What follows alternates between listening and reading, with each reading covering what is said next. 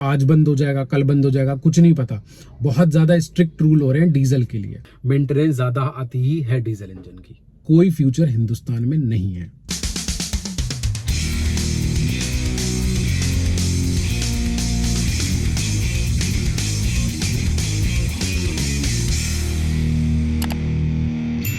So welcome back to channel guys, I hope you are doing well. So आज की जो video होने वाली है बहुत इंपॉर्टेंट टॉपिक पे होने वाली है। दो इंपॉर्टेंट टॉपिक हम कवर करेंगे। पहला होगा थार आपको पेट्रोल में लेनी चाहिए या आपको डीजल में लेनी चाहिए। दूसरा इंपॉर्टेंट टॉपिक इसी से रिलेटेड होगा कि थार या कोई भी गाड़ी या किसी भी गाड़ी जो डीजल इंजन पे चल रही है उसका फ्यूचर है इंडिया में या नहीं है। तो आइए इस टॉपिक पे बात करते हैं।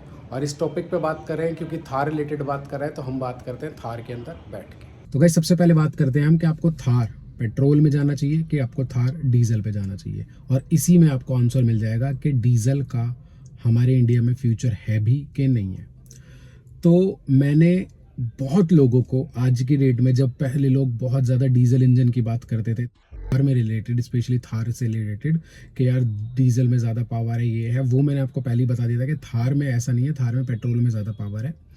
लेकिन दूसरी चीज़, मैंने बहुत लोगों को ना अब डीजल से जाके थार में भी पेट्रोल पे स्विच होते देखा है, बजाय कि इसके कि हाँ माइलेज बहुत कम देती है। मतलब अगर हम कंपेयर करें थार डीजल से तो पेट्रोल बहुत कम माइलेज देती है, बावजूद इसके बहुत से लोग इस पे शिफ्ट हो रहे हैं पेट्रोल पे।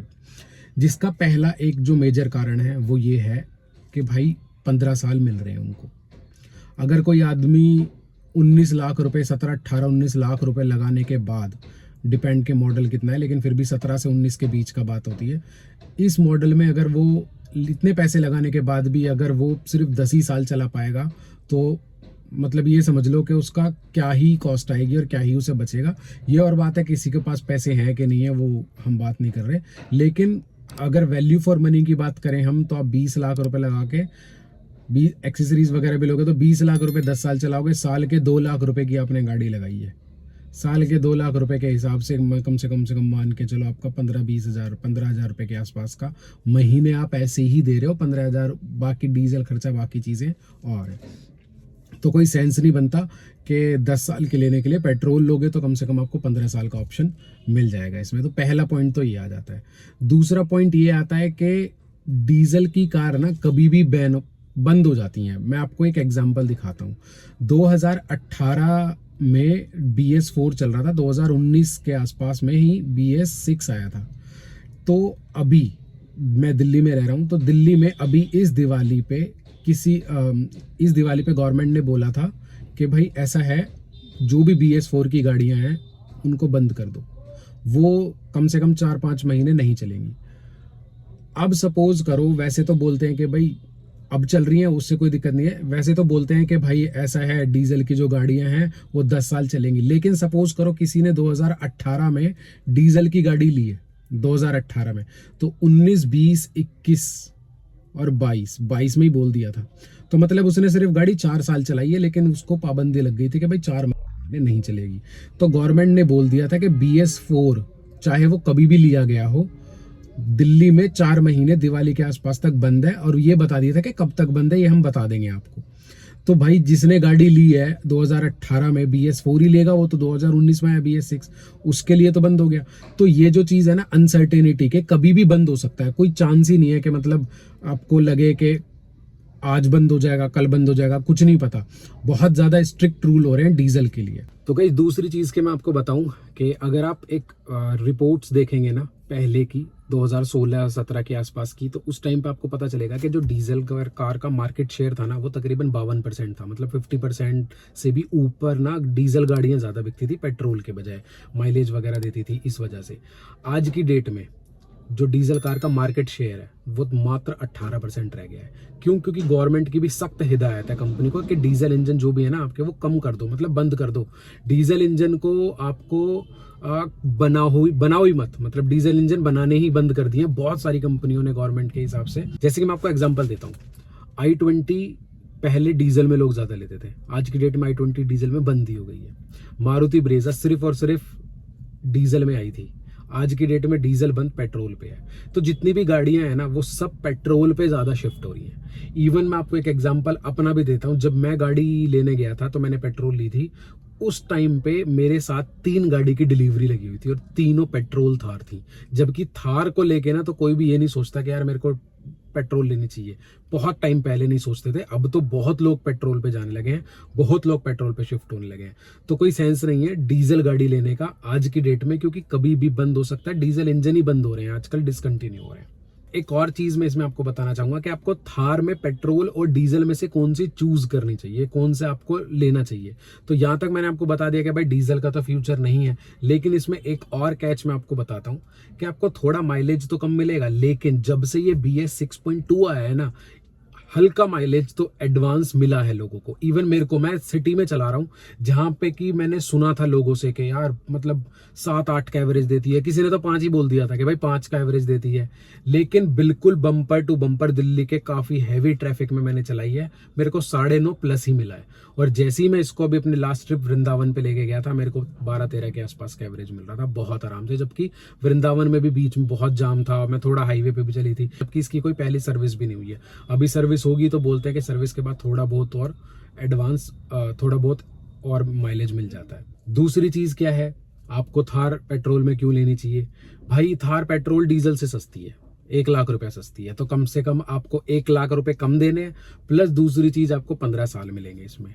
तो एक अगर लॉजिकली सेंस देखें तो डीजल का फ्यूचर वैसे भी नहीं है, और अगर आप पेट्रोल लेते हो तो 15 साल चलेगी और तकरीबन आपको 1-1.25 लाख रुपए के आसपास से डीजल से सस्ती मिल जाएगी, चाहे आप मैनुअल पे बात करें चाहे आप ऑटोमेटिक पे बात करें। तो ये आपको 1-1.25 लाख रुपए का अंतर आपको रहता ही रहता है। अब नेक्स्ट चीज की बात करते हैं भाई, मेंटेनेंस। सबको पता है कि डीजल गाड़ी का मेंटेनेंस ज्यादा होता है। थार आपने पेट्रोल में ले ली, आपको मेंटेनेंस की बहुत कम देनी पड़ेगी।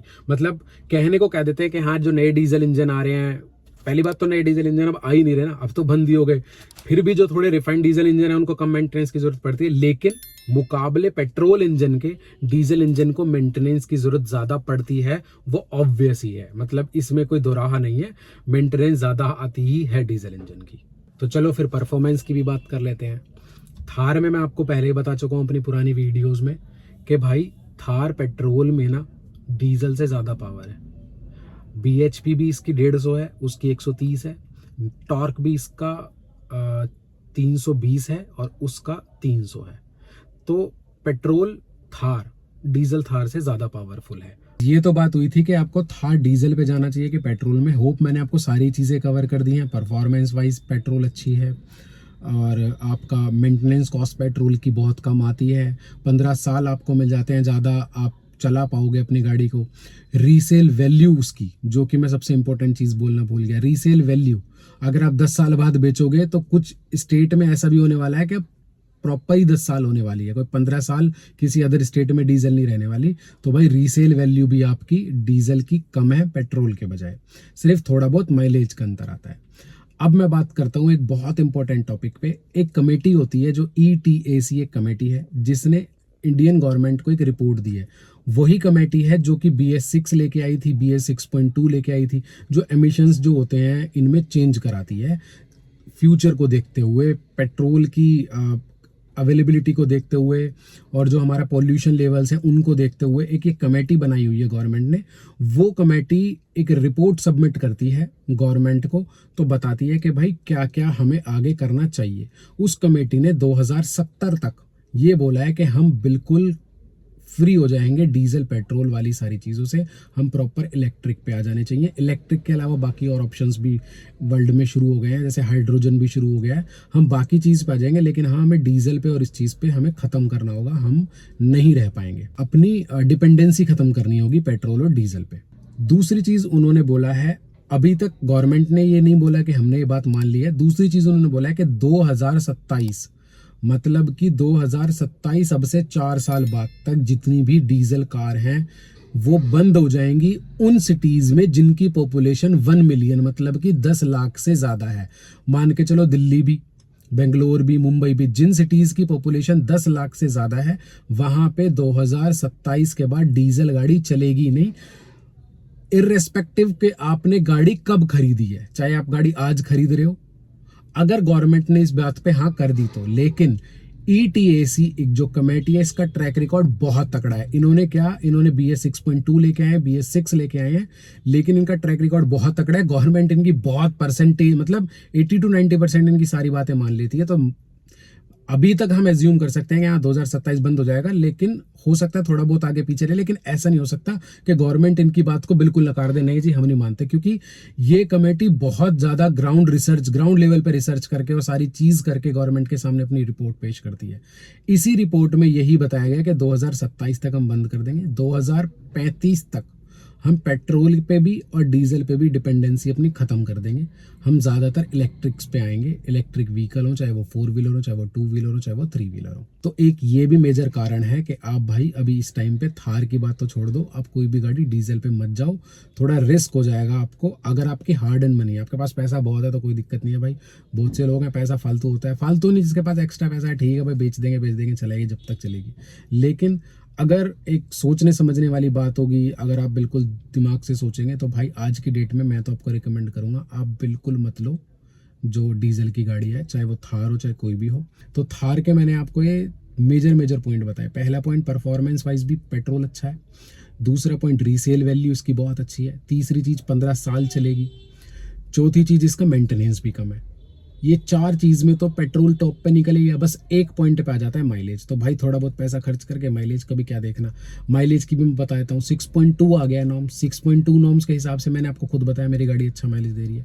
तो जहाँ पे आपको डीजल 15-16 का दे रही है, ये आपको 12-13 का दे देगी। जहाँ पे आपको सिटी में डीजल 12-13 का दे रही है, ये आपको 9-10 के आसपास का दे रही है। तो 3-4 के हिसाब पे आपको फर्क पड़ेगा, इससे ज़्यादा का आपको फर्क नहीं पड़ेगा। प्लस उतना ही आप मेंटेनेंस में लगा दोगे तो ज़्यादा कॉस्ट आपकी मेंटेनेंस पे चली जाएगी। तो डीजल का क्योंकि मेंटेनेंस भी ज़्यादा है, तो घुमा फिरा के बात आप वहीं आ जाएगी, कान इधर से पकड़ो या इधर से पकड़ो, कि भाई एंड ऑफ द डे तो सोल्यूशन मैं आपको बताता हूँ और जो मैं आपको रिकमेंड करता हूँ। थार आप लेने जा रहे हो तो भाई बुक कर दो पेट्रोल, डीजल पे मत जाओ। डीजल लो ही मत, भूल जाओ डीजल का कोई फ्यूचर हिंदुस्तान में नहीं है। तो गाइस होप आपको ये वीडियो पसंद आई होगी। जो लोग थार डीजल और थार पेट्रोल लेने में कंफ्यूज थे, इस वीडियो को देखने के बाद उनका थोड़ा कन्फ्यूजन दूर हुआ होगा, थोड़ा क्या पूरा कन्फ्यूजन दूर हो गया होगा, क्योंकि मैंने ऑलमोस्ट सारी चीज़ें इसमें कवर कर दी हैं। होप आपको ये वीडियो पसंद आई। अगर आपको पसंद आई होगी तो इस वीडियो को लाइक कर देना, शेयर कर देना और सब्सक्राइब कर देना मेरे चैनल को। अपने उन दोस्तों के साथ शेयर जरूर करना जो थार लेने जा रहे हैं और कन्फ्यूज़ हैं पेट्रोल लेने में और डीजल लेने में। तो तब तक के लिए bye, take care, thank you.